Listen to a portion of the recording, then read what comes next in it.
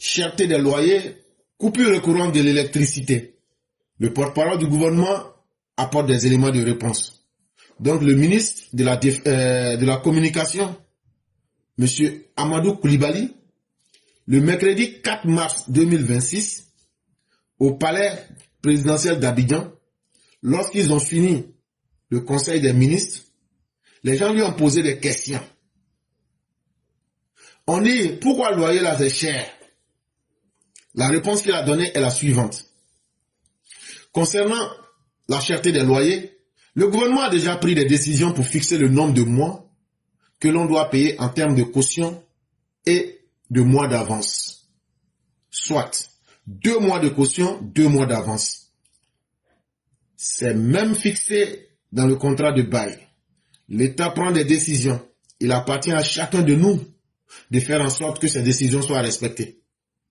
Quand on lui a demandé pourquoi le loyer est cher, il dit, les gars, vous les Ivoiriens là, vous avez un comportement que vous voulez cacher à vous-même. Vous pensez que c'est le gouvernement qui va venir frapper les propriétaires des maisons pour vous. Vous pensez que c'est le gouvernement et le président qui vont se lever pour aller chercher maison pour vous. Et quand le propriétaire va vous dire, vous allez payer 6 mois de caution avec 6 mois d'avance, le gouvernement va les gifler pour vous. Et puis maintenant, enlever leurs dents. Et puis dire, bon, vous la rentrez dans la maison, là, cadeau. Il dit, eux là, eux ne peuvent pas faire ça. Il a rappelé, il dit dans la loi là, c'est que eux peuvent faire là. Eux ils ont fait. C'est pas eux ils ont construit une maison des gens. On est dans un système libéral capitaliste. Il dit, ce qu'on peut faire là, c'est de mettre des lois en place pour encadrer le domaine. Il dit, il rappelle à tout le monde que le gouvernement a déjà fixé un cadre pour cela. Il dit, dans notre loi là, si tu vas chez quelqu'un là, et puis la personne te dit, moi c'est 6 mois de caution, 6 mois d'avance là. Il dit, tu as 2 choix. Soit tu n'acceptes pas, parce que tu lui dis, ce n'est pas ce que la loi dit. La loi dit 2 mois d'avance, 2 mois de caution. Ou bien, tu dis, ok, tu appelles la police pour signaler la personne. Ceux qui disent que maison est chère là, il y a qui a signalé quelqu'un qui dit qu'il ne respecte pas la loi? Il y a qui a signalé un propriétaire de maison qui dit 6 mois d'avance, 6 mois de caution? Vous dites que maison est chère là, mais est-ce que vous dormez dehors? Malgré que vous criez que c'est cher là, les conditions sont imposées et ces conditions violent la loi, mais vous acceptez. Voilà toute la réalité. Donc arrêtez votre hypocrisie. Vous-même, vous ne voulez pas respecter la loi et vous voulez que les autres se battent pour vous. Ça là, ce n'est pas possible. Donc il a rappelé ça et qu'est-ce qu'il a dit? L'État prend des décisions. Il appartient à chacun de nous de faire respecter en sorte que ces décisions soient respectées. Point. Il dit, ce qu'eux peuvent faire là, c'est de mettre des règles et des normes pour que chacun puisse faire respecter cela. Ou bien si tu es en difficulté, tu rappelles la loi et maintenant là, quand on vient confronter maintenant celui qui a violé la loi, c'est comme ça qu'on peut appliquer la loi. Donc il a été clair. Donc vos bavardages que vous faites là, maison est chère là, qui a dénoncé un propriétaire de maison? Qui a appliqué la loi en voulant faire respecter la loi? Si chacun de nous se met à faire respecter la loi, vous verrez que les propriétaires à leur maison là, ça ne boit pas l'eau. Et leur maison là, ils ont construit pour chercher l'argent. Si tout le monde combat les excès qu'ils font là, les exagérations que les propriétaires des maisons font là, vous allez voir là, tout le monde va appliquer 2 mois d'avance, 2 mois de caution, et puis tout le monde sera tranquille. Donc arrêtez vos bavardages là. Allez d'abord lutter pour appliquer ce que la loi vous demande de faire. Et vous allez voir si ça ne va pas marcher ou même si ça va marcher. Point. Monsieur le ministre, affaire de courant là, pourquoi courant se coupe? Pour les coupures récurrentes de l'électricité, il a dit qu'elles sont dues à la forte période de chaleur dans laquelle nous entrons. Chaque fois que nous rentrons dans cette période de chaleur, nous avons quelques problèmes en termes de production, car la Côte d'Ivoire produit aujourd'hui suffisamment d'énergie pour sa consommation, mais en termes d'équipement, nos équipements doivent être renouvelés. Il y a un plan qui est mis en œuvre pour renouveler tout l'équipement qui permet la distribution de l'électricité et de rassurer Le ministère des Mines, du Pétrole et de l'Énergie est en train de mettre en œuvre tout pour renouveler notre réseau de distribution de l'énergie électrique. Nous pensons qu'à l'issue de la mise en œuvre de ce plan, dans quelques années, ce problème sera derrière nous. Courant qui se coupe là. Il n'y a plus de magio. Il dit, l'année dernière, est-ce que ce n'est pas la même période? Le climat, le temps là, c'est pas Ouattara qui contrôle. C'est pas lui qui appuie la machine là pour qu'il n'a qu'à faire chaud, pour qu'il n'a qu'à pleuvoir, ou même pour qu'il n'a qu'à faire froid. Quand la période de la chaleur arrive là, tout le monde utilise les climatiseurs, les splits. Donc là, la demande en électricité devient énorme.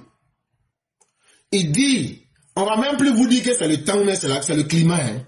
Il dit, c'est qu'il y a le vrai problème là. Faut pas avoir honte. Il dit, le matériel pour faire circuler le courant, le matériel pour distribuer le courant là, c'est devenu très très vieux. Et ça fait que le courant là, quand tu produis là, tu peux pas garder dans ta poche. Ou mais il n'y a pas une maison pour dire, on va mettre dans un sac et puis on va attacher pour garder. Une fois que c'est produit là, si on n'utilise pas là, ça se gaspille. Soit on vend, ou bien soit on gaspille. Or, il se trouve qu'en Côte d'Ivoire, ce n'est pas qu'on ne produit pas beaucoup d'énergie. On produit même jusqu'à on vend. Mais comment se fait-il que le courant se coupe? Courant se coupe parce que le matériel qu'on a, le matériel qui doit assurer le transport du courant là, c'est devenu peu et c'est devenu vieux. Voyez-vous comment le gouvernement est transparent? Si c'était un autre gouvernement, ils vont faire yuruku, ils vont vous tromper. Mais voilà la vraie vérité. Il dit, la Côte d'Ivoire produit beaucoup de courant, jusqu'à même on vend même. Mais le vrai problème là, c'est les équipements qu'on doit renouveler. Les équipements là, c'est le matériel qu'on prend pour faire transporter le courant là. Il dit c'est là qu'il y a le problème. Et puis le matériel qu'on prend pour distribuer le courant là, il dit c'est ça. C'est devenu vieux et puis il n'y en a pas beaucoup pour la Côte d'Ivoire. C'est ça le vrai problème. Il dit actuellement là, le ministère est en train de travailler. Le ministère est en train de travailler. Le ministère des Mines et de l'Énergie, le ministère de Sangafoya là, ils sont en train de travailler pour mettre en place un nouveau réseau de distribution de l'énergie électrique. Donc là, ça ne va pas finir en 1 mois, 2 mois. Il dit d'ici quelques années, si ils arrivent à renouveler le matériel là, et puis ils arrivent à mettre en quantité là, le coupure du courant là, ça va finir ou mais ça va diminuer beaucoup. Donc, voilà un message qui est vrai et voilà un message qui peut satisfaire les uns les autres. Parce que tout message qui est frappé par le sceau de l'honnêteté, quand tu connais la vérité sur quelque chose, tu sais maintenant à quoi t'en tenir. Concernant l'électricité, le problème de l'électricité, sur cette plateforme, je pense que j'avais déjà plus ou moins abordé les raisons. J'avais dit que c'était un problème de transport d'électricité. Et le véritable problème de la Côte d'Ivoire, c'était pas un problème de production d'électricité, c'était plutôt un problème de transport d'électricité. Parce qu'au niveau du transport d'électricité, il y a plusieurs équipements. Voilà, et les équipements sont les équipements lourds. Il faut le reconnaître. Notamment les transformateurs qui sont utilisés, et il y a plusieurs calibres de transformateurs. Et rappelez-vous, il y a 1 an ou 2 ans, il y a un transformateur très important qui avait cramé du côté de Brésil. C'est-à-dire que quand on finit de fabriquer l'électricité, quand on finit de produire, l'un des premiers transformateurs qui reçoit l'électricité avant de l'envoyer par des lignes de haute tension vers d'autres transformateurs a cramé. Donc pour le remplacer, ça met du temps. Donc ça crée ce qu'on appelle un goulot d'étranglement dans le transport déjà. Donc ça c'est l'un des premiers problèmes. Maintenant sans compter l'urbanisation galopante et tous les azimuts qui se fait autour d'Abidjan, sachant qu'il y a une concentration de personnes au niveau d'Abidjan et dans la banlieue abidjanaise. Donc les transformateurs qui doivent recevoir 100 personnes finissent par se retrouver à recevoir 200 à 300 compteurs à alimenter. Et effectivement, ce sont des équipements qui chauffent lorsqu'ils fonctionnent. Donc quand on est dans les périodes de forte chaleur, du coup, quelque chose qui fonctionne en chauffant, les transformateurs ont un système d'auto comme protection. Quand ça chauffe jusqu'à un certain niveau, lui-même il saute. Donc le transformateur, c'est comme un disjoncteur, il saute. quand il s'éteint, tout le quartier, tout le secteur que ce transformateur-là alimente, tout juste dans le noir. Donc, du coup, ça devient comme une sorte de délestage organisé. En réalité, ce n'est pas ça. Maintenant, au niveau des transports d'électricité, il y a deux institutions importantes. Il y a Côte d'Ivoire Énergie, qui détient la plus grande partie et qui travaille, qui est un organisme étatique qui s'occupe de la maintenance, effectivement, de tous les équipements. C'est lui qui fait tout ce qu'on appelle le dimensionnement des équipements, qui fait la maintenance de ces équipements et qui informe l'État des dépenses à effectuer par rapport à des nouveaux transformateurs à installer ou à des capacités à augmenter, ainsi de suite. Souvent, ça se fait généralement sur au minimum 2 à 3 ans. Il faut se préparer d'avance. Comme je l'ai dit, les transformateurs et les équipements sont des équipements lourds. On ne les fabrique pas d'avance. C'est sur commande qu'on les fabrique. Donc, voilà pourquoi le ministre a dit que c'est quelque chose qui va prendre 1 an ou 2 ans. Faut pas oublier que ce n'est pas seulement Abidjan, c'est également l'intérieur du pays. Donc, c'est une affaire de tout le territoire national. Donc, même si on a, parce que j'ai lu sur Facebook un long article, une longue tribune des messieurs qui était très bien rédigé d'ailleurs, mais le seul problème qu'il y avait dans sa tribune, c'est qu'à la fin, il a voulu dédouaner la CIE.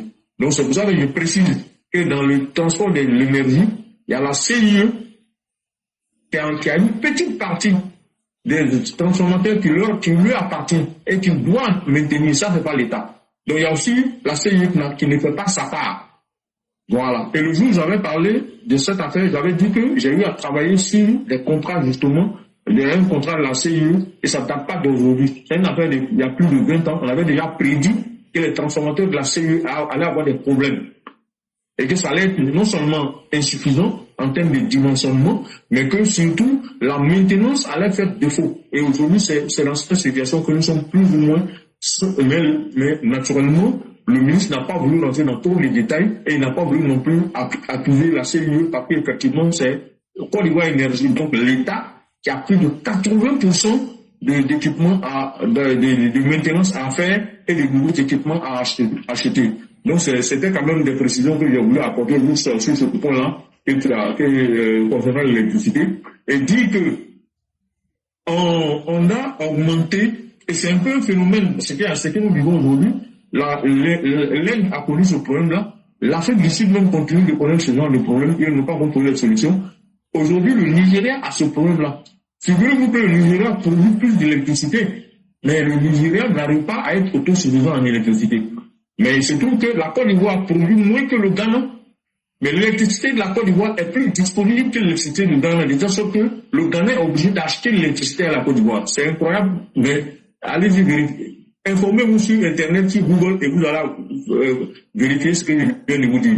Donc c'est une réalité. La Côte d'Ivoire produit 2900, 3000 mégawatts maximum. On doit normalement d'ici 2030 doubler cette capacité. Mais nous, notre production d'électricité est ici et maintenant disponible. Au Ghana, ils ont près de 5000, mais ce n'est pas disponible immédiatement. Ce n'est pas tout le temps disponible. Donc du coup, ils sont obligés de se rabattre sur la Côte d'Ivoire pour compléter leurs besoins en électricité.